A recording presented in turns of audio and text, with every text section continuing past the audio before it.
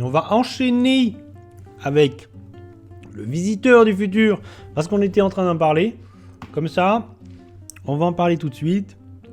Je vais vous dire ce que j'en pense. Je vais vous dire pourquoi j'ai trouvé ça nul à chier. Et pourquoi ça me désole. Moi le premier, j'avais envie de dire que c'était bien. J'aurais eu envie de dire c'est génial, merci, allez-y. Malheureusement, j'ai trouvé ça nul. Donc on va tier lister ça. Il est où? Il est là. Je le mets malheureusement. Il y a quand même beaucoup de films dans nul à chier. Ça c'est terrible. Hein. Je le mets, là on va le voir. Là je le mets dans la catégorie des nuls. Je m'excuse. Il y a plus de films dans nul à chier et dans bof que dans toutes les autres catégories. Ça c'est un peu un problème. Peut-être que je suis un peu dur. C'est aussi une probabilité à prendre en compte. Alors je disais, moi comme beaucoup je pense, j'ai découvert le Visiteur du Futur, la web-série sur Dailymotion à l'époque. Hein. La saison 1, moi-même je faisais des vidéos à cette époque-là sur Dailymotion. Et je trouvais ça cool. Vraiment, saison 1, tu sens que c'est des potes qui font ensemble, qui essaient des amis qui essaient de faire ensemble un truc un peu ambitieux. Et plus ça allait, plus les saisons étaient ambitieuses. Franchement, la dernière saison du Visiteur du Futur, c'était quand même pas mal ambitieux. Ça tentait de faire quelque chose de vraiment de plus en plus cinématographique, de plus en plus visuellement avec des sous, de l'argent, des effets spéciaux. Cool. Vraiment, j'étais sans trouver ça dingue. Je trouvais ça vraiment sympa. Vraiment, Visiteur du Futur, j'ai toujours trouvé ça sympathique. Et François Descraques a réussi à créer tout un univers. Vraiment, il y a eu des mangas, des livres, plein de produits autour de son univers. Il a réussi à en faire quelque chose. Et j'avais quand même plutôt hâte de voir arriver au cinéma, et quelle ne fut pas ma surprise, de voir qu'il y avait ce projet Visiteur du Futur de film un peu ambitieux à sortir dans le salle de cinéma. Moi, j'étais assez curieux. Il y a McFly et Carlito. À savoir que dans Astérix aussi, il y a McFly et Carlito. De là à dire. Je trouve les deux nuls à chier. C'est pour dire. On s'excuse. McFly et Carlito, on s'excuse. D'ailleurs, c'est pas la pire chose de Visiteur du Futur. McFly et Carlito. C'est même, je trouve, la scène que j'ai le plus aimé, je pense. Bref. Qu'est-ce que je disais ? Du coup, ouais, c'est quand même un film avec un petit budget. C'est quand même François Descraques qui, avec un assez petit budget, essaie de faire un film de science-fiction comique. C'est une comédie de science-fiction en France, un peu spectaculaire, un peu ambitieuse. Donc déjà, moi je dis ok. Vraiment, c'est pour ça que je suis allé le voir, j'ai payé mon ticket. Vraiment, j'avais envie de dire ok, je veux voir ça, faites-moi plus de choses comme ça. J'ai envie de dire au producteur oui. Je crois que le film a pas mal marché en plus. Le film a quand même fait pas mal d'entrées, donc c'est cool. Mais problématique, je trouve le film très mauvais. Vraiment, tu sens qu'ils n'ont pas beaucoup de budget. Tu sens que tout est fait... Vraiment, je trouve tout un peu cheap. Tout un peu cheapos. Vraiment, ça fait très téléfilm. Ça fait... Tout est un peu nul. Vraiment, j'ai été assez déçu. Le film est jamais réellement drôle. Vraiment, ça m'a jamais fait rigoler. Ce que j'ai préféré, c'est le prologue. La scène avec McFly et Carlito. Là, ça m'a fait sourire. Vraiment, de retrouver le personnage du Visiteur du Futur qui arrive. Vraiment... Et c'était ce petit sketch de début de film. Il m'a fait sourire, je me suis dit, ah, pourquoi pas. Et après, pour moi, c'est compliqué. Parce que, en fait, c'est le problème aussi, c'est les personnages... les nouveaux personnages, en fait. Et il a fallu qu'en fait, il amène Arnaud Ducré et l'autre actrice qui s'appelle Enya Barou, qui est très mauvaise. Enya Barou, elle est mauvaise. Elle joue vraiment comme un pied de chaise. C'est pas forcément de sa faute, hein. J'imagine qu'elle a été très mal dirigée. Mais vraiment, ces deux personnages, je m'y attache jamais dans le film. Je trouve qu'ils sont hyper mal écrits, hyper mal dirigés. Vraiment, tout ça... Après, c'était le problème, c'est que c'est un film, t'es censé pouvoir aller le voir en n'ayant pas vu. C'était le même problème pour Kaamelott. C'est-à-dire que tu peux ils font en sorte que t'es censé aller le voir en n'ayant pas vu... Enfin, tu peux aller le voir en n'ayant pas vu les séries avant, les épisodes avant. Il faut que ce soit un film autonome et que ça fonctionne. Mais ça crée un truc que du coup on t'amène des personnes... Enfin, du coup, ça marche pas. C'est problématique. Dans Kaamelott, ça marchait pas.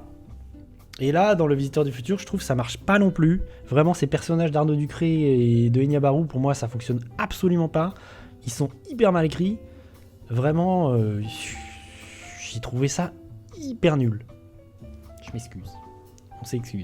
Après, je suis content de retrouver certains acteurs. Vraiment, les acteurs de la série. Tu sens qu'il a réussi en plus à ramener son casting. Vraiment, ces acteurs qui étaient là depuis le début, depuis la saison 1. Ça, c'est cool. C'est pas toujours des très bons acteurs, mais c'est cool. C'est dommage parce que tu sens vraiment... Moi, je sens qu'il y a plein de bonne volonté. En plus, j'ai lu des interviews. J'ai vu des interviews. Vraiment, je trouve François Descraques, c'est un mec cool. C'est un mec qui a envie de faire des choses et tu sens qu'il a envie de porter des projets un peu ambitieux. Mais malheureusement, je trouve qu'il n'y arrive jamais. À Noob, j'ai jamais suivi. Noob, ça m'intéresse pas du tout. Pour le coup, Noob, je suis passé à côté. Et je pense que si je vois un film, je vais trouver ça horrible. Vraiment, ça m'intéresse pas du tout. Et ouais, c'est dommage, tu vois. C'est un film à effets spéciaux. Les effets spéciaux sont pas fifous. Vraiment, il y a très peu de décors. Il y a des scènes un peu ambitieuses. Une scène, on se retrouve en pleine guerre. Franchement, ça fait cheap de ouf. Tu te dis, waouh. Franchement, à de nombreuses reprises, je me suis dit, waouh. Je vois où tu veux aller, je vois l'ambition, mais t'as pas les moyens. Vraiment, ça ressemble à un téléfilm un peu claqué. Et c'est dommage, c'est dommage. C'est très dommage, vraiment, toute l'histoire, vraiment les costumes de la brigade temporelle, le décor de la brigade temporelle, je trouve ça vraiment claqué. Tout ça est un petit peu claqué au sol. Voilà. Malheureusement, j'ai trouvé ça pas bien du tout et ça m'a fait le même effet que pour Kaamelott, hein. Kaamelott qui est vraiment pas bien du tout non plus, mais Kaamelott avait pour lui d'avoir une musique vraiment super. S'il y a un point positif dans le film Kaamelott, c'est la musique, qui était d'ailleurs composée par Alexandre Astier. La musique, elle est super dans le film Kaamelott. Le reste, c'est un enfer, mais la musique était cool. Et là, voilà. C'est un peu... Mais par contre, je suis curieux de voir où va aller François Descraques. Vraiment, je suis curieux de voir ça. S'il va faire un Visiteur du Futur 2, s'il va aller sur d'autres projets. Moi, j'ai envie de le voir sur d'autres projets, en fait. Je trouve ça un peu dommage qu'il s'enferme dans le Visiteur du Futur et de faire que des trucs autour du Visiteur du Futur. Vas-y, envole-toi de tes petites ailes et fais un peu autre chose. Un peu la même chose avec Alexandre Astier, en fait. À un moment donné, fais autre chose. Vas-y. Mais il est probable qu'il y ait un Visiteur du Futur 2. J'imagine que le film a quand même un peu marché. Vu son faible budget, je pense qu'il a quand même été rentabilisé. J'espère. En vrai, j'espère pour lui que le film a été rentabilisé. Et je suis pas contre. Moi, s'il y a un Visiteur du Futur 2, j'irai. Histoire de me faire une idée. Je reste curieux. Mais malheureusement, j'ai trouvé ça nul. Donc, c'est triste, mais il se retrouve aux côtés de Sonic 2 et d'Uncharted. Je m'en excuse. Next.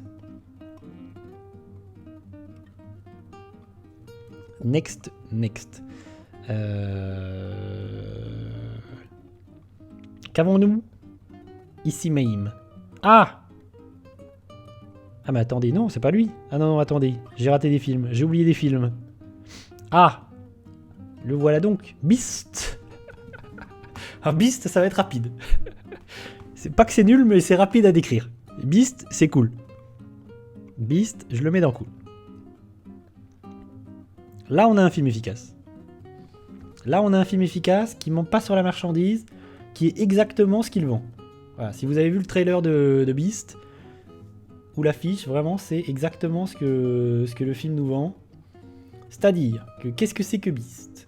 C'est Idriss Elba qui va se bastonner avec un lion. Le synopsis, il est pas plus compliqué que ça. C'est un duel entre un humain et un lion. En fait, c'est Idriss Elba qui va se retrouver avec sa petite famille dans la jungle. Et c'est X le roi lion, quoi. Il va rencontrer le roi lion. Il va tomber sur un lion qui est un peu énervé ce jour-là et qui va décider de baiser tout le monde. Il a envie de niaquer. Il a envie de niaquer des gigots. Et il a envie de se faire un petit dîner, un petit dessert. Et il s'est dit, vas-y, je vais manger de l'humain. Et du coup, c'est un survival dans la jungle avec un lion vénère. Et on pourrait se dire, vas-y, c'est nul à chier. Ça aurait pu être éclaté au sol. Et en fait, le film est plutôt bien. Il est efficace. Ça marche de ouf. Il y a un mec qui sait ce qu'il fait à la réalisation parce que vraiment, il y a des scènes cool, il y a des plans séquences, il s'amuse à faire peur avec la mise en scène. Vraiment, c'est hyper bien fait. C'est bête et méchant, par contre. C'est vraiment... il faut pas y aller... Voilà. Vous allez voir un homme qui affronte un lion. C'est très bébête. À la fin, il y a littéralement Idriss Elba à main nue qui affronte le lion. Spoiler. À main nue, littéralement. Donc c'est un peu con. Mais c'est ce que j'avais envie de voir et je l'ai eu. Donc merci. Ça, c'est oui. Et en plus, les effets spéciaux du lion sont bien faits. Ça, j'étais très surpris. Vraiment, le lion est bien fait. C'est très bien fait. Plutôt réaliste. Ça marche de ouf. Vraiment, s'il y a un truc à dire, c'est que le film est efficace. Et ça m'a fait penser à... Pour ceux qui l'ont vu, à Crawl, de Alexandre Aja. Qui est un film, un survival lui aussi, mais un survival avec des crocodiles. En fait, une jeune femme se retrouve prisonnière dans une maison inondée et il y a des crocodiles qui sont là pour manger, pour tuer. Et Crawl, c'était hyper efficace, j'avais beaucoup aimé. Vraiment, ça fonctionnait de ouf. Et là, c'est la même efficacité, mais avec un lion. Un lion pas content. Et Idriss Elba, qui pète la classe. Charisme de Idriss Elba, qui... doubleur de Knuckles, hein, dans Sonic 2. Rappelons-le, c'est quand même le doubleur de Knuckles dans Sonic 2, c'est quand même pas rien. Et puis il y a d'ailleurs un acteur que j'aime bien dans Beast, comment il s'appelle ? J'ai oublié son nom, mais c'est l'acteur de District 9. Bref, j'ai oublié son nom, mais c'est un acteur que j'aime bien. Et ça m'a fait plaisir de le voir ici. Franchement, si vous voulez voir un film un survival efficace, brutal, un peu énervé, un peu bébête, parce que c'est bébête, allez-y, c'est très cool. Bonne surprise de cette année, parce que j'allais le voir en me disant, vas-y, ça va être nul. Franchement, j'allais le voir en me disant, au pire, si c'est nul, je vais rigoler, ça va être rigolo. Mais en fait, non, ça fonctionne. Donc, bonne surprise que ce Beast. Que cet homme, c'est versus Wild. Man versus Wild, c'était bien. Allô. La suite. Ah, oula, alors ça. Oula, film français avec GGI, Gérard Depardieu. Deuxième film français avec Gérard Depardieu que j'ai dans la tier list et que je vais ranger dans Déjà oublié parce que j'en ai aucun foutu souvenir. C'est un film. Franchement, j'ai aucun souvenir de ce que ça raconte. Je vous le dis. Vraiment, je pense que c'est un film typique pour un certain public, je pense, de retraités. Je pense que c'est le film français typique pour retraités. Et j'étais pas la cible, ça c'est une certitude. Moi je suis content, j'ai vu Gérard Depardieu, j'aime beaucoup Gérard Depardieu, et ça me fait toujours plaisir de le voir au cinéma. Mais j'ai aucun foutu souvenir du film. Franchement, je sais qu'il y a Poulvord, en plus il y a un casting de ouf, hein. Ouais, il y a Poulvord, il y a Fanny Ardant. Mais j'ai pas de souvenir de ce foutu film. Je sais même plus ce que ça raconte pour vous dire. Vraiment, je pense que c'est le genre de film qui vont passer à la télévision dans l'après-midi, en fin d'après-midi. Et voilà quoi, ça a un peu la gueule d'un téléfilm. Mais en vrai, j'essaie de me rappeler, là, j'essaie de me souvenir qu'est-ce que ça raconte. Je ne sais pas. Je ne sais pas du tout. Je crois que c'est une adaptation de Simenon. Me semble-t-il, hein, j'espère ne pas dire de bêtises, mais je crois que c'est ce qui est noté sur l'affiche. Je vais checker. Qu'est-ce qui a marqué? Ouais, c'est ça. Hein. C'est une adaptation de Simon. Voilà. Film de Jean Becker. Voilà. J'ai pas grand chose de plus à en dire. J'ai vu ça au cinéma et j'en ai aucun souvenir. C'est quand même terrible. Franchement, les films que je mets dans Déjà oublié, parfois c'est pire que dans Nul à chier parce que vraiment ça veut dire que c'est des films où j'ai trouvé ça insignifiant quoi. Vraiment ça m'a. J'ai juste oublié quoi. Juste. Voilà, ça m'est sorti de. J'ai vu, j'ai oublié. Next. Ah bah non, bah j'en ai déjà parlé. Le Visiteur du futur, c'est ok. Ah, Compromat. Compromat. Est-ce qu'on se mettrait pas une petite bande-annonce de Compromat? Parce que c'est pas évident ça, c'est pareil. Compromat. Je sais même pas où je vais le mettre. Je vais chercher une petite bande-annonce. Je pense que j'ai besoin de me rafraîchir la mémoire. Je vais checker. Je crois que c'est un film français, on est d'accord, c'est un film français. Compromat.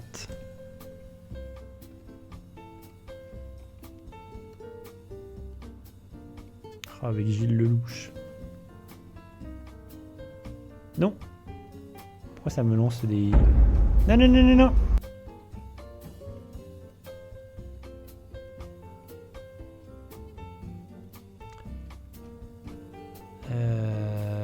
Ouais, c'est un film français, ouais. Non, mais en fait, c'est pas mal. Hein. Compromat, c'est...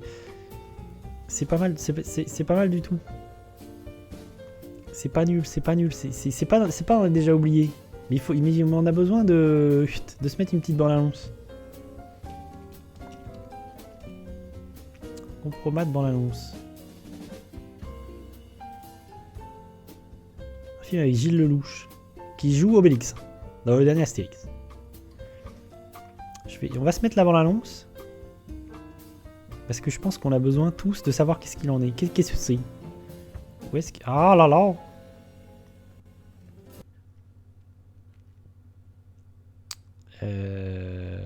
Où est-ce que j'ai mis Tibilip? Ça c'est vu.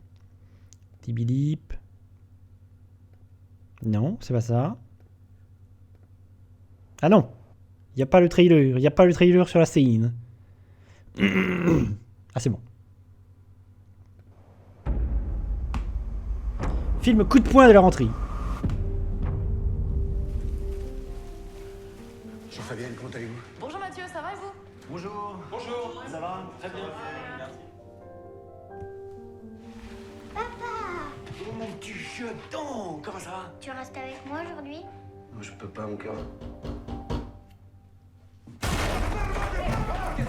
Oh, mais c'est qui, putain? Вы обвиняетесь в распространении детской порнографии в интернете. Не может быть. Не может быть.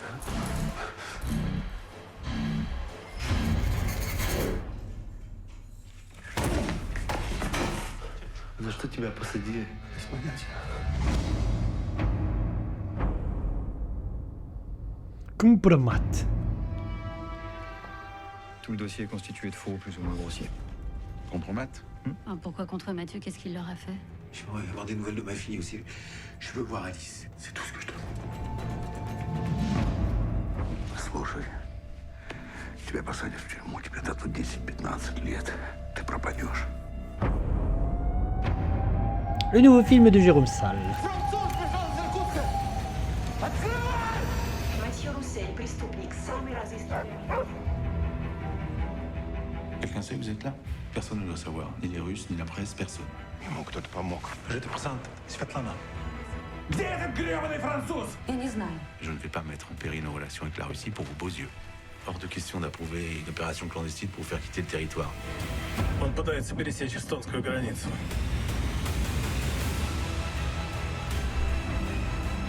La seule solution, c'est de vous rendre aux autorités russes.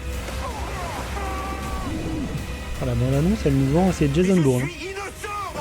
C'est le Jason Bourne français. Gilles Lelouch, c'est Matt Damon. La bande-annonce, elle me vend ça, elle me vend Matt Damon. Attention. Ah, c'est quelque chose. Alors. Mais en fait, c'est cool. Ce petit compromat, c'était pas mal du tout. Où est mon... Hop, hop, hop, Hop. En fait, je le mets dans cool. Ah, il y a trop de films dans ma tier list. Film français. Alors, c'est un film français, comme on l'a vu dans la bande-annonce, d'action, espionnage, un peu Jason Bournesque. Tu sens que le film a l'ambition vraiment d'être dans ce genre-là, vraiment de film un peu tendu, de personnage qui est poursuivi, qui est acculé, qui doit fuir, avec un Gilles Lelouch badass. Il est là, je suis badass, je suis James Bond, je vais casser des bouches. Voilà, la bande-annonce, elle vend du rêve. Bon, c'est pas Jason Bourne. Mais il n'empêche que c'est plutôt cool et efficace. Comme on l'a vu dans la bande-annonce, c'est Gilles Lelouch qui d'ailleurs est très très bien. Vraiment Gilles Lelouch. Et ça c'est pareil dans le dernier Astérix. S'il y a un truc à sauver du dernier Astérix, c'est Gilles Lelouch qui joue Obélix. Qui je trouve était un bon comédien. Et quand il est bien dirigé, franchement, il s'en sort vraiment très bien. Là, en mec perdu en Russie, qui doit s'échapper, un peu physique, un peu... je sais pas comment dire, mais il fonctionne, il est efficace, ça fonctionne. Ça raconte quoi? Donc c'est Gilles Lelouch, qui est un Français, qui travaille en Russie, et qui un jour est accusé de quelque chose qu'il n'a pas fait. Du coup, il va se retrouver en prison. Je sais plus pourquoi d'ailleurs. Et c'est inspiré d'une histoire réelle, d'un fait réel et d'un truc qui a vraiment eu lieu. Et du coup, il est accusé à tort. Et il va se retrouver emprisonné en Russie dans des conditions terribles. Et le seul moyen pour lui d'échapper à ça, c'est de fuir. De fuir la Russie, de se casser illégalement, de passer la frontière et d'échapper à son destin. Donc, on va suivre. Il me semble que c'est le film est un peu découpé en deux. Ou alors, je sais plus si ça arrive assez vite, mais je crois que première partie, on suit ce personnage dans sa vie, nanani, nanana. Puis après, il est accusé. Il y a toute une partie du film où vraiment c'est une course-poursuite, où c'est Gilles Lelouch qui fuit, qui essaie de fuir la Russie et qui essaie de fuir des gens qui le poursuivent, qui sont juste là pour le tuer. Et qui du coup essaie de passer incognito, inaperçu. Il va à l'ambassade de France, il est là, voilà, je suis poursuivi, aidez-moi. Mais alors il est balancé, tac, des retournements de situation, du suspense, de l'action. Et en vrai c'est pas mal. J'en garde un bon souvenir, encore une fois c'est un film efficace, pas mal. Franchement, il y a des belles choses dans le film. Gilles Lelouch qui franchement ne cesse de m'étonner. Quand il est bien dirigé, il propose des choses cool. Il est charismatique. C'est vraiment pas mal. C'est un bon film, un thriller. J'ai envie de dire un thriller. C'est un thriller français efficace. Et en France, on a assez peu de ce type de cinéma, et il y a assez peu de réalisateurs qui se frottent vraiment à ce genre de cinéma plus action, thriller, et ça fait plaisir de voir ça plutôt que de voir une énième comédie française à la con, Astérix, qui a coûté une fortune. Nous reviendrons sur Astérix un jour. Voilà, donc en vrai c'est très cool. La suite. Ah bah voilà. Ah, merci. Enfin un film qui va m'enjailler. Oui, 3000 ans à t'attendre. L'affiche est magnifique. J'adore l'affiche. Je crois que c'est l'affiche internationale. Je crois que l'affiche française... Ah bah si, c'est marqué en français, donc... Il y a une autre affiche qui est très moche. Je vais pas aller voir ces films. Donc j'en ai vu aucun. Je crois qu'il y en a 3 d'ailleurs. C'est une trilogie. Donc, mais de toute façon, tout Christian Clavier-Verse, il y a tout un Christian Clavier-Verse dans les comédies françaises en France. Vraiment, c'est une dinguerie. Hein. Tous ces films où il joue toujours le même rôle, toutes ces comédies qui se ressemblent toutes, c'est... Voilà, là, moi, je vais pas voir ça. Je vais voir quelques comédies, de temps en temps. Il y en a en plus, là, on va le voir dans la tier list, il y en a. Mais c'est vraiment pas... c'est vraiment pas mon cinéma de prédilection, ça c'est sûr. Alors 3000 ans à t'attendre, chef-d'œuvre. 3000 ans à t'attendre. Enfin, ça monte à 2 films dans le top aujourd'hui. 3000 ans à t'attendre, j'ai adoré. C'est mon top 2. C'est... vous savez quoi, je vous mets une petite bande-annonce. On va se faire un petit plaisir. On se met la petite bande-annonce. C'est le nouveau film de George Miller. Moi, j'adore George Miller. C'est le réalisateur de la trilogie Mad Max. C'est lui, Mad Max. Son précédent film, c'était Mad Max Fury Road. Je ne répéterai jamais assez que Mad Max Fury Road, c'est un putain de chef-d'œuvre. C'est un film extraordinaire. Si vous avez jamais vu Mad Max Fury Road, allez-y. C'est une dinguerie. Et 3000 ans à t'attendre, c'est une merveille. J'ai adoré. On se met une bande, même si je sais que les bandes annonces, elles vendent pas forcément bien le film. Donc ça, c'est un problème. Mais bon, je vais vous mettre une petite bande annonce. Quand même, c'est cadeau. Je me dis, alors, en espérant qu'elle dure pas 4 minutes et qu'elle montre pas tout le film. 3000 ans à t'attendre. 3000 ans à t'attendre. Bande annonce.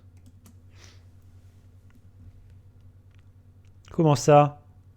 Ah non. En même temps, si vous n'avez pas déjà vu Mad Max Fury Road, moi je peux plus rien pour vous.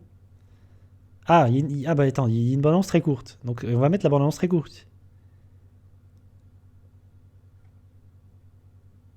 Attendez. Comme ça, on est bien. Ah bah non, c'est en 360p, vous foutez de ma gueule. Bon, je vais mettre celle-là. C'est une honte. Hop. Hop. C'est en VOST, donc ça me fait plaisir. Hop. C'est parti. My name is Alethea.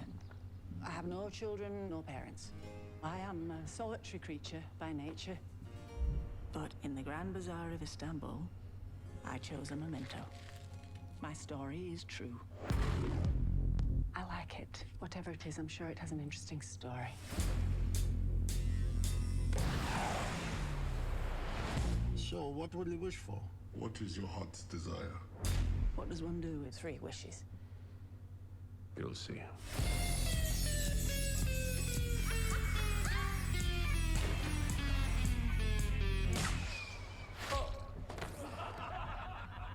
Oh. There's no story about wishing that is not a cautionary tale. We all have desires, even if they remain hidden from us. But it is your story, and I cannot wait to see where it goes. Oh, how it might end.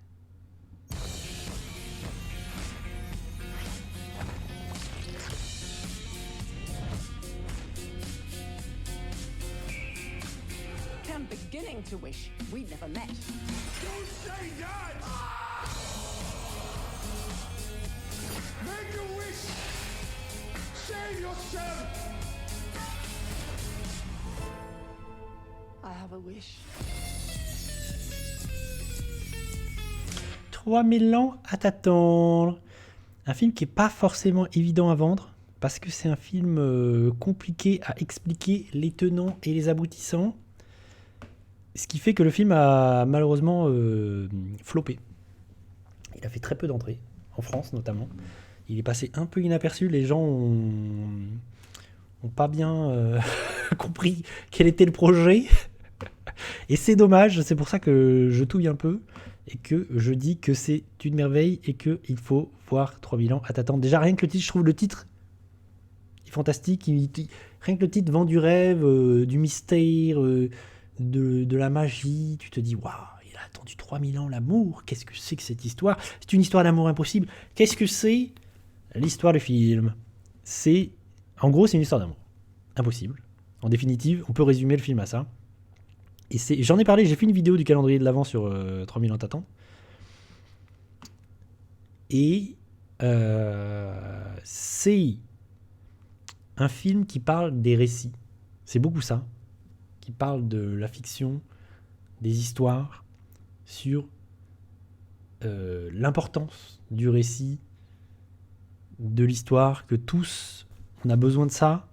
Tous, on vit des récits, on en prend, on en mange. Tout le temps, en permanence. On a besoin des récits, des histoires pour vivre. Tout le temps. Et de plus en plus, il y en a... Enfin, on vit avec ça. Et du coup, le film raconte... C'est l'histoire d'un personnage, Tilda Swinton, actrice formidable, évidemment, toujours parfaite, qui du coup est une femme qui étudie les histoires, les récits, les contes. Et un jour, elle va être amenée à voyager pour une conférence, et elle va tomber sur une sorte de lampe, enfin, de fiole, qui est une sorte de lampe où réside un petit génie. Et là, un génie va sortir de la lampe, et ce génie va lui dire « Alors, je peux exaucer 3 vœux, vas-y, dis-moi ce que tu veux, j'exaucerai 3 vœux pour toi. » Il se trouve qu'il tombe sur la seule personne au monde qui ne veut pas, qui n'a pas de vœux. En fait, elle dit non. Je ne te demande rien. La seule chose que je veux, c'est que tu me racontes des histoires. Du coup, le génie va lui raconter son histoire, ses histoires.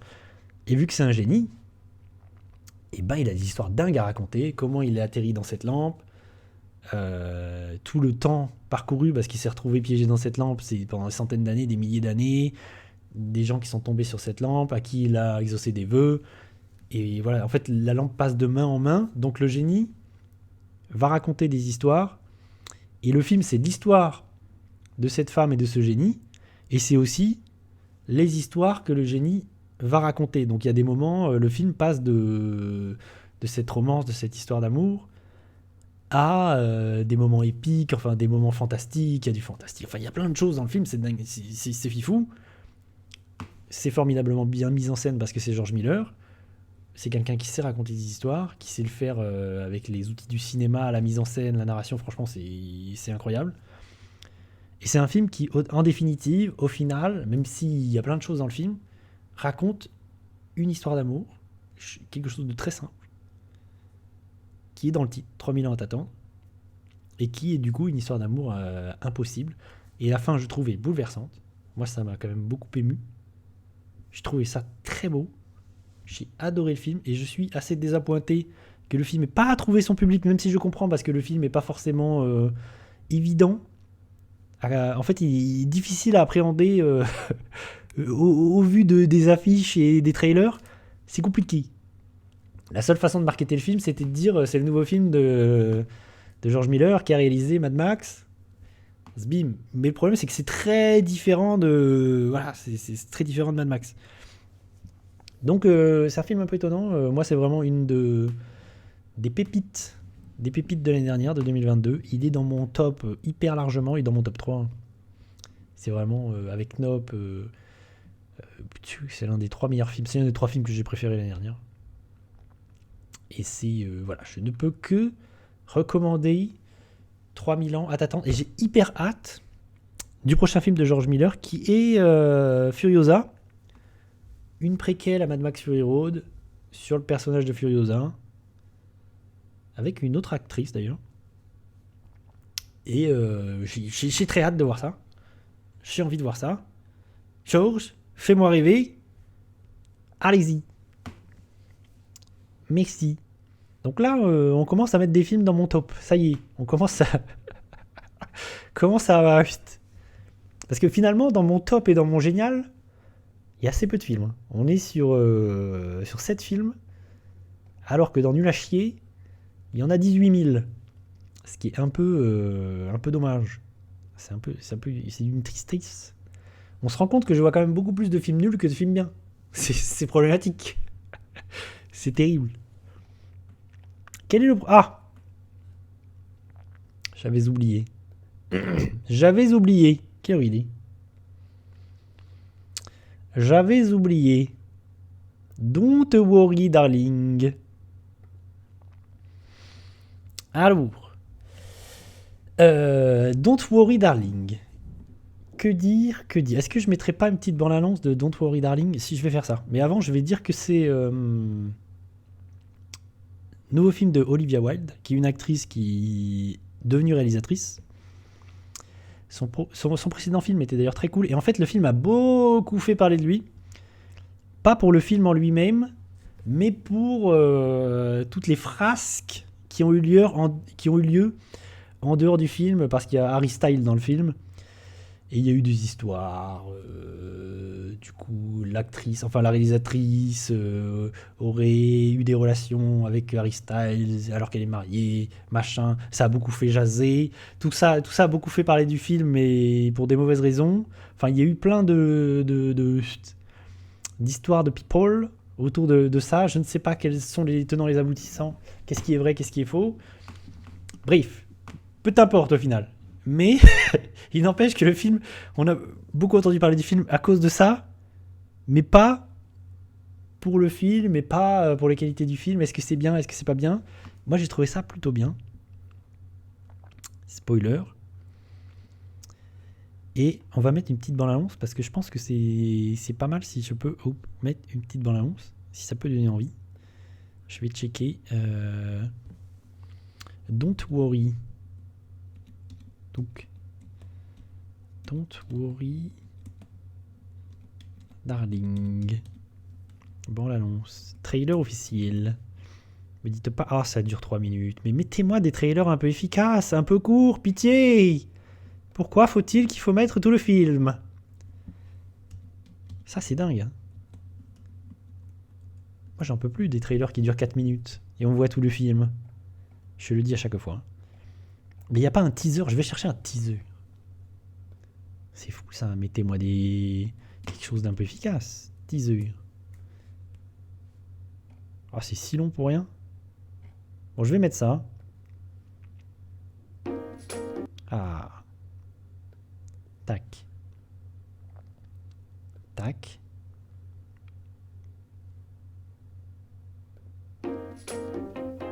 I'm so sorry I forgot to tell you, but you're not feeling very well. And the only way to cure it is if we stay home all day. Bye. Victory is safe and secure. Here you can live the life you deserve. We can all live the life.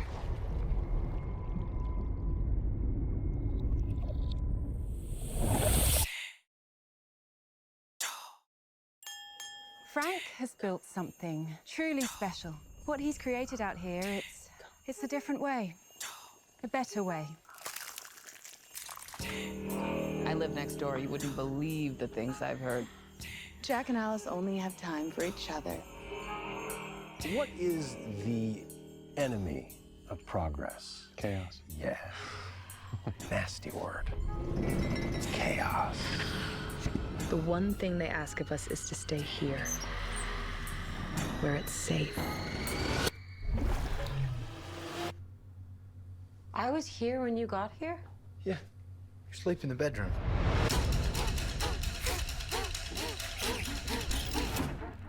That's good. Just breathe. Most of my patients have had nightmares. Violet, where did you meet Bill? We met on a train To Boston. You dropped your ticket, and he bent down, picked it up, gave it to you, right? Thank you for your loyalty. What are we doing? Changing the world. They're lying about everything. Keep calm and carry on. I gave you all of this, Alice! It's all about control. Whose world is this? Alice!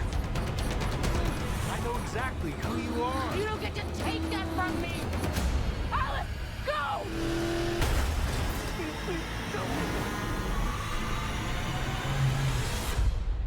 I've been waiting for someone like you, someone to challenge me, like a good girl.